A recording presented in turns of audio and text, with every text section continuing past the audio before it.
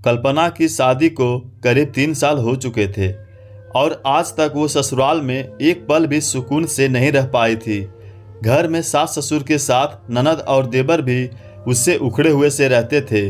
वो कोई भी काम करती तो सब उसमें टोका टोकी करते थे और ताने दिया करते थे। बिना वजह 4 बातें सुना देते सब। कल्पना की जिंदगी पहले ऐसी नहीं थी। शादी के पहले वो काफ़ी चंचल स्वभाव की थी। कोई भी काम मन होता तो करती, वरना नहीं करती थी। उसे किसी की बात नहीं माननी होती थी। कोई भी चीज़ या बात के लिए वो बहस कर लेती थी। अपने पापा और भैया की तो वो लाडली थी। कल्पना की मम्मी अक्सर समझाया करती थी, तुझे अगले घर जाना है तो ऐसा स्वभाव ठीक नहीं है। हमेशा सामने वाले की भी बात माना कर और हर बात में बहस करना छोड़ दे, वरना दुख पाएगी। ये तो हम लोग हैं जो सहन कर लेते हैं, पर ससुराल वाले तो एक की 4 सुनाएंगे। अपनी मम्मी की बात को वो हवा में घुमा देती थी। मम्मी, आप फालतू परेशान होते हो। आपकी बेटी शेरनी है, किसी से डरेगी नहीं। पर शादी के बाद सब उल्टा हो गया। कल्पना को ऐसा परिवार मिला जहां बहू को हर तरह से दबा कर रखा जाता था। जहां बहू मतलब एक कठपुतली जो सबके इशारों पर नाचती रहे और उफ तक भी ना करे। बहू मतलब सुबह से शाम तक काम करने वाली जो कभी थके नहीं और कभी किसी काम के लिए मना नहीं कर सकती है। आज शादी को 2 साल हो गए थे। कल्पना के चेहरे से हंसी ही गायब हो गई थी। वो इस जीवन को जीने की आदी हो गई थी। उसकी सारी मुस्कुराहट और अल्हड़पन जा चुका था। घर में जब वो आई थी, सारे काम का बोझ उस पर डाल दिया गया था। किसी को कुछ भी काम होता था तो सब कल्पना को ही आवाज़ लगाते थे। सुबह की चाय से लेकर रात के दूध तक की हर जिम्मेदारी वो निभाती थी। कल्पना की सास के अनुसार बहुओं को आराम की जगह बस काम और काम ही करना चाहिए। बहुएं काम करते ही अच्छी लगती हैं। कल्पना सुबह के नाश्ते में भी 2 वैरायटी बनाती थी। किसी को पोहा पसंद होता है तो किसी को उपमा। देवर को प्रोटीन शेक पीना होता है तो ननद बबीता को ग्रीन टी चाहिए। ससुर प्रकाश जी को अदरक वाली मीठी कड़क चाय चाहिए तो सास गोमती जी को फीकी चाय चाहिए। और पति गौतम का तो और भी बुरा व्यवहार था। वो हर बात के लिए कल्पना पर गुस्सा कर लेता था। सबके सामने चिल्लाकर बात करता था। जरा सा कोई काम छूट जाए, कोई सफाई बाकी रह जाए तो वो 10 बातें सुना देता था। कमरे की चादर ढंग से बिछी नहीं है, गीला तौलिया सुखाया क्यों नहीं, शर्ट पर प्रेस नहीं है, सिलवटें हैं, रुमाल ढंग से नहीं समेटा है, मोजे नहीं मिल रहे हैं, कार की चाबी कहाँ रख दी, पानी की बोतल ठंडी नहीं है, ऑफिस के टिफ़िन में वैरायटी नहीं है। बहुत सी छोटी छोटी बातों पर वो सबके सामने चिल्ला पड़ता था। गुस्सा तो जैसे उसकी नाक पर ही धरा रहता था। गुस्से में वो कल्पना को ऐसी डांट लगाता था कि वो सहमी और डरी रहने लगी थी। वो हर काम डर कर करती थी, कहीं उससे कोई गलती ना हो जाए। अपने पापा की शेरनी ससुराल आते ही डर कर रहने लगी थी। घर में गौतम ही नहीं, उनके ससुर जी और सास का भी गुस्सा बहुत ही तेज था।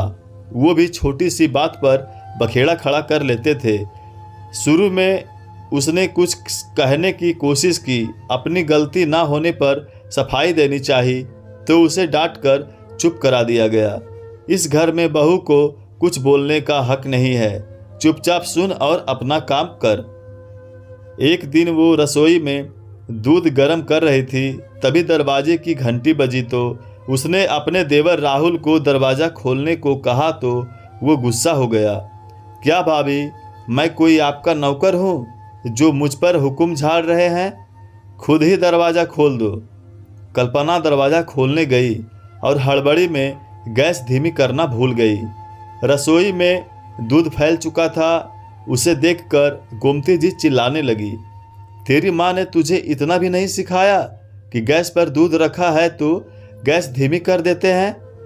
अब इतने महंगे भाव का दूध तेरे मायके से तो आया नहीं है, इसके पैसे तू भरेगी क्या? कल्पना की आंखें भर आई। वो पलटकर अपने मायके भी नहीं जा सकती थी क्योंकि उसके पापा दिल के मरीज थे। मम्मी पहले ही परेशान रहती थी, उनसे अपनी क्या कहती। बड़े भैया की नौकरी भी छूट गई थी तो उनसे भी कुछ कहना बेकार ही था। मायके का इतना तनाव, उस पर ससुराल वालों के ताने, कल्पना की जिंदगी ही बदल गई थी। अब वो डरी सहमी चुप रहने लगी थी। हर बात में हामी भरना उसकी आदत हो गई थी। एक दिन नद बबीता का कुर्ता प्रेस कर रही थी, तभी गोमती जी ने आवाज़ लगाई तो वो दौड़ पड़ी। प्रेस जल्दबाजी में रख कर गई थी तो बैलेंस बिगड़ा और प्रेस गिर गई। बबीता का कुर्ता जल गया था। उस बात को लेकर बबीता ने भी खूब सुनाया। ये कुर्ता मेरा फेवरेट था, आपके मायके से नहीं आया था, आपने तो जानबूझकर जलाकर मन की भड़ास निकाल ली, पर मेरा तो नुकसान हो गया। बबीता, सब कुछ अचानक से हो गया, मैंने जानबूझकर कुछ नहीं किया है। कल्पना ने सफाई देनी चाही पर बबीता भड़क गई। मम्मी, अपनी बहू को समझा दो, मुझसे फालतू में उलझ रही है, मैं तो इनके मुंह नहीं लग रही हूँ। अब गलती करी है तो मान क्यों नहीं लेती। कल्पना से ज़बरदस्ती माफ़ी मंगवाई गई। ऐसे माहौल में उसका दम घुट रहा था, उसे कोई रास्ता समझ नहीं आ रहा था। ससुराल में ही आसरा था और मायके वापस जा नहीं सकती थी। कुछ महीनों बाद उसके देवर राहुल की शादी तय हो गई, जिसकी सारी जिम्मेदारी कल्पना पर ही आ गई थी। घर के साथ उसे बाहर के लिए भी शॉपिंग करनी होती थी। इतने सारे काम होते थे तो वो थक कर चूर हो जाती थी। रात को देर से सोती थी और सुबह जल्दी उठना होता था। उसकी तबीयत गड़बड़ रहने लगी थी। पूरी शादी में वो चाहे चेहरे पर मेकअप लगाए घूमती रही, पर उसकी आंखों में नींद और चेहरे पर थकान साफ नजर आ रही थी। घर में छोटी बहू रिचा आ गई थी। रिचा मुंहफट थी और बराबर जवाब दे देती थी। मतलब वो ससुराल वालों को बेवजह का गुस्सा सहन नहीं करती थी। एक दिन वो भी रसोई में आटा गूंद रही थी तो दरवाजे की घंटी बजी, पर उसने दरवाज़ा नहीं खोला तो ससुर जी चिल्लाते हुए आए, तुमने दरवाज़ा क्यों नहीं खोला, ये क्या तरीका है। पापा जी, बड़ी भाभी तो पूजा कर रही हैं, मम्मी जी मंदिर गई हैं, राहुल नहा रहे हैं और जेठ जी सब्जी लाने गए हैं। बस बबीता दीदी ही फ्री है, वो टीवी देख रही है। वो तो दरवाज़ा खोल सकती थी, दरवाजे के पास भी बैठी है। उसका जवाब सुनते ही प्रकाश जी सकपका गए और दरवाज़ा खोलने चले गए। सामने गोमती जी थी। इतनी देर क्यों लगा दी, मुझे भूख लग रही है, बहुओं ने कुछ बनाया या नहीं, या हमें भूखा ही रखेंगी। तभी पूजा खत्म करके कल्पना आती है, मम्मी जी सब तैयार है, आप बैठिए। वो रसोई में गई तो देखा अब तक केवल आटा ही गूंदा है। तो उसने रिचा से पूछा कि सब्जी नहीं बनी है क्या। तो वो बोली, भैया सब्जी लेने गए हैं, अभी समय लगेगा। तभी उनकी बातें गोमती जी सुन लेती है। अब तुम दोनों आपस में बातें की खिचड़ी पकाती रहोगी या मुझे भी कुछ खिलाओगी। और ये क्या, अभी तक सब्जी भी नहीं बनी। और वो रिचा को सुनाने लगी तो रिचा ने भी पलटकर जवाब दिया, मम्मी जी घर में सब्जी नहीं थी तो बनाई नहीं, तो इसमें मेरी क्या गलती है, और जब मेरी गलती नहीं है तो मैं डांट क्यों खाऊं। गोमती जी टका सा जवाब सुनकर चुप हो गई और आगे कुछ ना कह सकी। तभी गौतम घर पर सब्जी लेकर आ गया। कल्पना ने फटाफट सब्जी बनाई और खाना खिलाया। शाम को बालकनी में दोनों बैठकर चाय पी रही थी तो कल्पना ने कहा, तुम ये सब कैसे कर लेती हो, क्या तुम्हें डर नहीं लगता है। इस तरह से तो ये तुम्हारी शिकायत तुम्हारे मायके वालों से कर देंगे। बहुओं का इस तरह से बोलना शोभा नहीं देता है। क्या हुआ जो हम थोड़ी सी डांट खा लेंगे, घर का माहौल तो शांत बना रहेगा। कल्पना भाभी, आप भी इन लोगों का पक्ष ले रही हो जिन्होंने आपको इतने कष्ट दिए हैं, और हम फालतू में डांट क्यों खा लें जब हमने गलती की ही नहीं। गलती होती तो मैं 10 बार माफ़ी मांग लेती, पर जब गलती हमारी है ही नहीं तो क्या हम बंधुआ मजदूर हैं जो बिना बात के डांट खा लें। भाभी जो सहता है उसी को सब दबाते हैं और सुनाते हैं। हम घर की बहुएं हैं, इस घर के सुख दुख की बराबर के हिस्सेदार हैं, तो हम बिना बात के गुस्से को क्यों सहन करें। माना बहुओं को सहना चाहिए, पर वो सहना चाहिए जो वास्तविक में सहने लायक हो। हमारी गलती होगी तो हम 10 बार सहेंगे, वरना विरोध करेंगे और अपने खिलाफ उठ रही आवाज़ों को रौंद देंगे। रिचा, पहले मैं भी तुम्हारी जैसी थी, पर ससुराल आकर मैं अपना अस्तित्व ही भूल गई। कभी अपने विरुद्ध उठ रही गलत आवाज़ों को रोक नहीं पाई। हाँ भाभी, आपने बहुत जल्दी ही हार मान ली। आपने अब तक बहुत सहा, पर अब मत सहो। अपने खिलाफ बोलने वालों के विरुद्ध तो आपको खुद को ही खड़ा होना होगा। इसमें मैं आपकी छोटी बहन बनकर हिम्मत दे सकती हूँ। अब कल्पना में हौसला आ गया था, क्योंकि ससुराल में कोई तो था जो उसका साथ दे रहा था। अगली सुबह फ़ोन की घंटी बजती है। कल्पना की मम्मी घबराते हुए बोलती है कि तेरे पापा को हार्ट अटैक आया है, तो तू घर के पास वाले चौराहे पर जो अस्पताल है उसमें तुरंत आ जा। कल्पना सन्न रह जाती है, आंखों से आंसू टपकने लगते हैं। वो तुरंत अपना बैग जमा लेती है, फिर घर से निकलने लगती है कि गोमती जी रोक देती हैं। बहू, कहाँ जा रही है? तेरे जाने से तेरे मरते हुए पापा बच तो नहीं जाएंगे? और फिर तू चली जाएगी तो घर का काम कौन करेगा?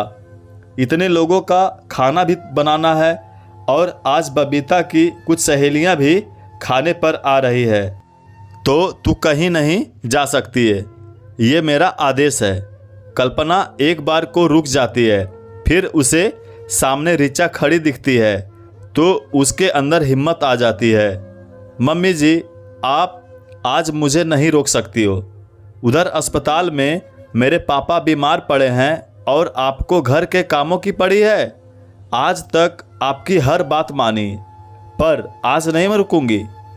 कल को पापा को कुछ हो गया तो मैं अपने आप को कभी माफ़ नहीं कर पाऊंगी। मैं पापा से मिलने और उनकी देखभाल करने ज़रूर जाऊंगी। फिर घर का खाना रिचा बना लेगी। रिचा नहीं भी होती तो आप बना सकती हैं। मुझे तो अपने पापा से मिलने जाना है। बहू, मेरी बात नहीं मानोगी तो फिर घर में दोबारा कदम मत रखना। गोमती जी बोली, मम्मी जी, मेरे इतने से दिन में जाने से आपको खाना बनाना भारी लगने लगा है, तो आप मेरे हमेशा चले जाने को तो सहन नहीं कर पाएंगी। अब आप पूरे परिवार समेत मुझ पर निर्भर हो गई हो, तो ये धमकी रहने दीजिए। पापा के ठीक होते ही वापस आ जाऊंगी, तब तक रिचा घर संभाल लेंगी। दोनों की बहस सुनकर बबीता कमरे से बाहर आ जाती है। भाभी, ये क्या नाटक लगा रखा है? मम्मी जब मना कर रही है तो मत जाओ। आपको मम्मी की हर बात माननी पड़ेगी। बबीता दीदी, कल को आपकी भी सगाई होगी, आप भी शादी करके दूसरे घर चले जाओगे, तो आप क्या अपने बीमार मम्मी पापा से मिलने नहीं आओगी? आपकी सास आपको रोकेंगी और आप तुरंत मान जाओगी? क्या आपका दिल अपने मम्मी पापा से मिलने के लिए दुखी नहीं होगा? ये सुनते ही बबीता कुछ ना कह सकी।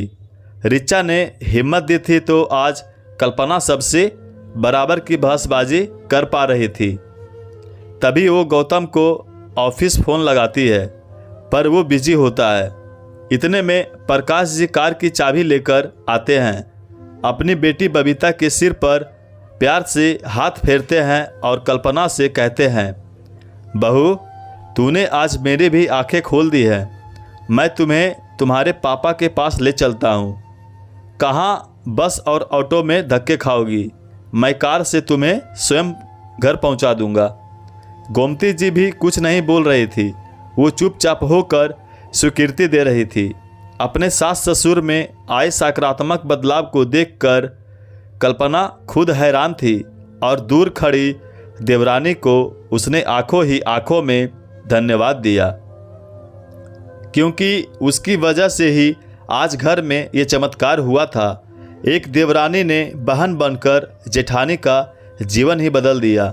पाठकों, ससुराल में रहना है तो हर गलत को सहन करना जरूरी नहीं है। हमेशा अपने लिए बोलें, अपने लिए कहना सीखें। ऋचा ने हिम्मत दी तो कल्पना ने अपनी बात रखी और वो मायके चली गई। बहुएं घर के सदस्य होती हैं, बंधुआ मजदूर नहीं। आपको ये कहानी कैसा लगा हमें कमेंट के माध्यम से ज़रूर बताएं और इसी तरह की पारिवारिक कहानियाँ और भी सुनने के लिए हमारे चैनल को सब्सक्राइब जरूर करें। कहानी को अपना कीमती समय देने के लिए आपका धन्यवाद।